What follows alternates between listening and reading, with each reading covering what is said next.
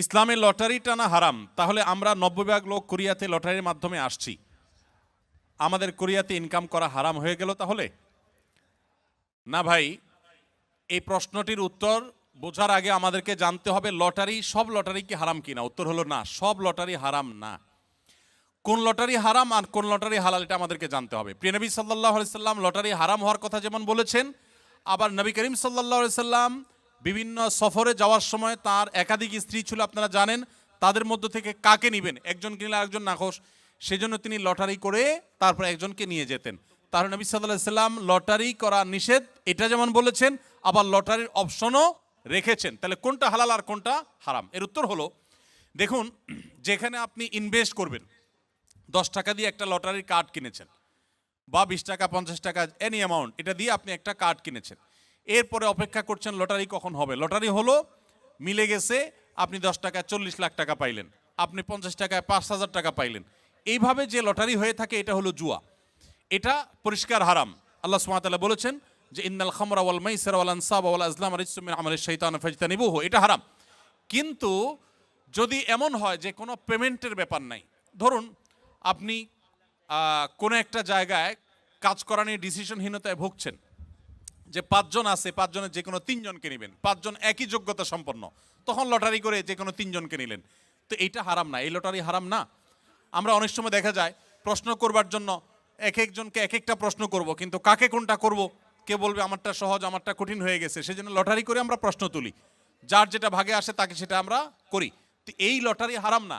যেই লটারিতে ইনভেস্ট আছে, টাকার বিনিময়ে লটারি করে কিনে তারপরে সেখান থেকে আপনি লাভ করার সম্ভাবনা থাকে, লাভও হতে পারে, লসও হতে পারে, পুরো টাকা মারও যেতে পারে, এই লটারিটা হারাম।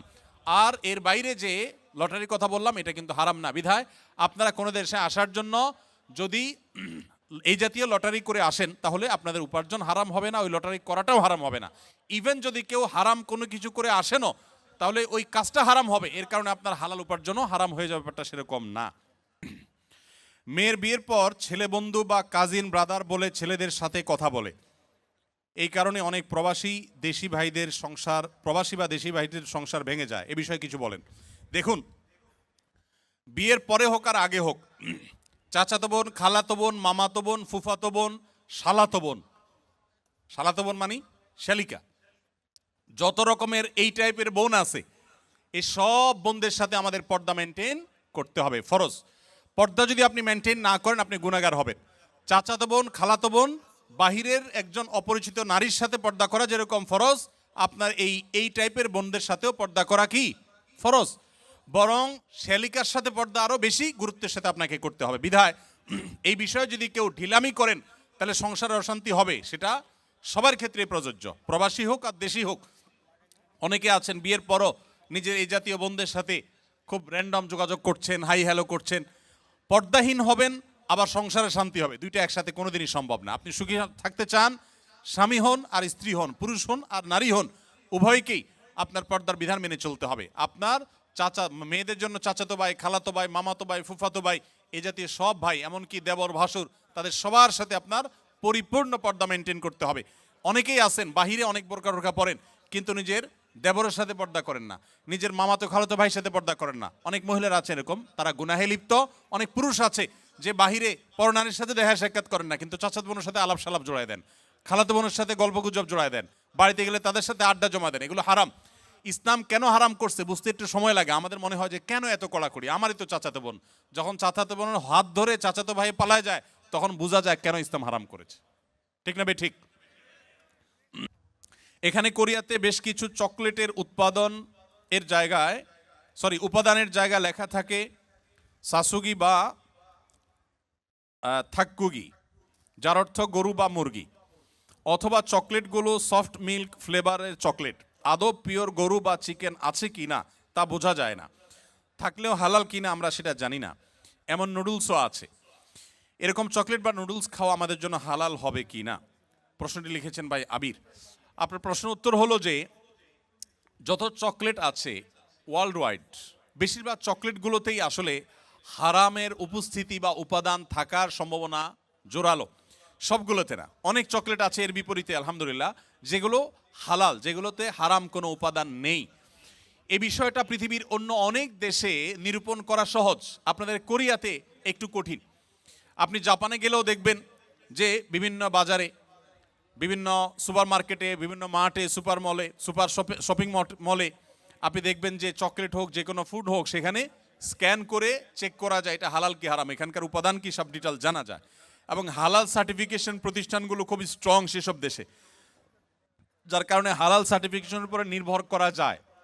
আপনাদের এখানে এখনও সেটা হয় নাই, তবে আলহামদুলিল্লাহ যেভাবে দিন দিন আমাদের প্রবাসী বাংলাদেশি ভাইরা বাড়ছেন, পাকিস্তানি, আরাবিয়ান, অন্যান্য দেশি ভাইরাও দিন দিন আসছেন, আশা করা যায় অচিরেই ইনশাআল্লাহ কোরিয়াতেও হালাল সার্টিফিকেশনের অথরিটি এরকম গড়ে উঠবে, তখন আপনাদের জন্য সহজ হবে। আপাতত যারা এখানে আছেন আমি তাদেরকে বলবো, আপনি এটার উপাদানের মধ্যে সন্দেহপূর্ণ কোনো কিছু থাকলে সেটাকে অ্যাভয়েড করবেন। মনে রাখবেন, সন্দেহপূর্ণ বিষয়কে অ্যাভয়েড করাটা খুবই জরুরি একটা বিষয়।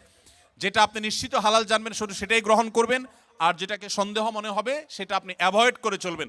চকলেট না খেলে কি আমরা মারা যাব ভাই? কি বলেন, চকলেট না খেলে কি খুব বেশি অসুবিধা হবে আমাদের? অতএব আমরা যথাসম্ভব সন্দেহপূর্ণ খাবার অ্যাভয়েড করে চলবো, তাহলে ইনশাআল্লাহ হারাম থেকে বেঁচে থাকা সহজ হবে। দক্ষিণ কোরিয়াতে মদ পান করা অনেকটা পানি পান করার মতো সহজ। আমরা অনেকেই এখানে শুকরের মাংস থেকে ঠিকই বেঁচে থাকলেও মদ অনেক সহজেই তেমনটা গুরুত্ব না দিয়েই খেয়ে থাকি। এত কষ্ট করে হালাল উপার্জন করেও মদ পানের মাধ্যমে আমরা নিজেদের উপার্জন ধ্বংস করছি এবং আখিরাতকে কতটা ক্ষতি করলাম। দেখুন, মাদক, যে কোনো মাদক, এটা সেবন করাকে ইসলাম হারাম করেছে। শুধু ইসলাম হারাম করেছে এই জন্যই আমরা খাবো না তা নয়, সেটা তো বটেই। মূলত ইসলাম হারাম করেছে সেজন্য আমরা পান করব না, কিন্তু পাশাপাশি এও আমরা জেনে রাখি যে মাদক আসক্ত মানুষের শরীরের ইমিউন দুর্বল হয়ে যায়। আপনারা দেখেছেন কোভিড-19-এ তুলনামূলকভাবে মুসলমান দেশগুলোতে দেখবেন যে মানুষ অনেক কম ক্ষতিগ্রস্ত হয়েছে। আমাদের দেশের কথা যদি বলেন, বাংলাদেশে মাস্ক 2 নম্বর না 3 নম্বর না 4 নম্বর আল্লাহ জানে, এ হলো সব 2 নম্বর জিনিসপত্র। কিন্তু আলহামদুলিল্লাহ কোভিড-19-এ মানুষ আমাদের পার্শ্ববর্তী দেশ ভারতে যেভাবে মারা গেছে, দিল্লিতে যেভাবে লাশের স্তূপ পড়েছে, ঢাকায় সে তুলনায় কিছুই হয় নাই। সৌদি আরব সহ মুসলিম দেশগুলোতে এমন ক্ষতি হয় নাই, অথচ অমুসলিম প্রধান দেশগুলোতে অনেক বেশি ক্ষতি হয়েছে। এর অন্যতম বড় কারণ হলো মুসলিম প্রধান দেশগুলোতে মানুষ সাধারণত মাদক গ্রহণ করে না। মাদক গ্রহণ করতে করতে মানুষের লাং ক্ষতিগ্রস্ত হয়, বিভিন্ন অর্গান ক্ষতিগ্রস্ত হয়, মানুষ ধ্বংসের দিকে চলে যায়।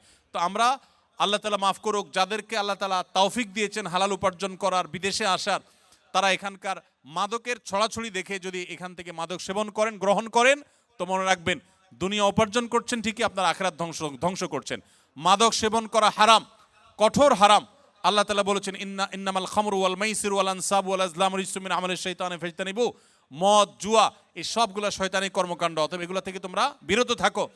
এই মাদক আসক্ত হয়ে মানুষ অনেক অন্যায় কাজ করে, অনেক হারামের দিকে চলে যায়। নবী সাল্লাল্লাহু আলাইহি ওয়াসাল্লাম বলেছেন, দুনিয়াতে যে হারাম মদ পান করবে, আখিরাতের যে ড্রিঙ্কস থাকবে জান্নাতের, সেটা আল্লাহ তাআলা ওই ব্যক্তিকে পান করতে দিবেন না, সে জান্নাত থেকে মাহরুম থাকবে। এই জন্য এই লোভকে আমাদের সামলানোর চেষ্টা করতে হবে।